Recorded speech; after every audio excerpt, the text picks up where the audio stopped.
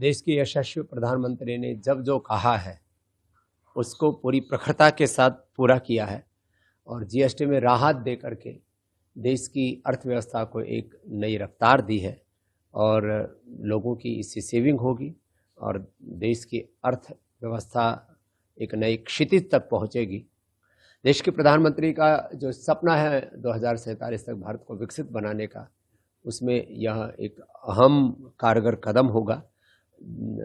चाहे वह करदाताओं को छूट देने की बात हो, जीएसटी भी ज़्यादातर प्रोडक्ट्स जिनमें 18 और 12% था, 99% को 5% की कैटेगरी में ला करके देश के प्रधानमंत्री जी ने सबके मंगल के लिए, सबके कल्याण के लिए, देश के लोगों के पास में पैसा होगा, वो समर्थ बनेंगे, समृद्ध बनेंगे, तो देश की अर्थव्यवस्था को वो नई गति प्रदान करेंगे।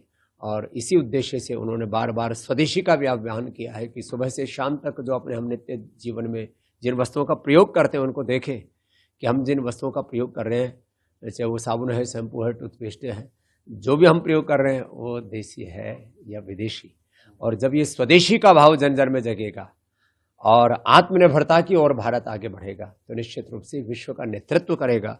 और ये जो टैरिफ के नाम पर टेररिज्म, टैरिफ के नाम पर अनारकी और टैरिफ वार जो पूरी दुनिया में चल रहा है, और इससे भी देश मुकाबला कर पाएगा।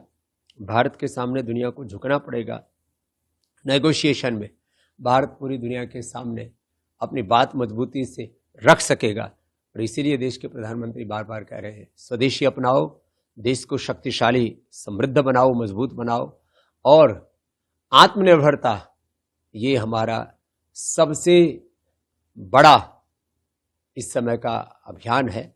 और जो मोदी जी ने कहा है कि देश का सबसे बड़ा जो शत्रु है वो दूसरे देशों पर हमारी निर्भरता है, और इस शत्रु का हमें समूल नाश करना होगा। और भारत को स्वावलंबी, आत्मनिर्भर बनाने के लिए हर भारतीय को शपथ लेनी होगी।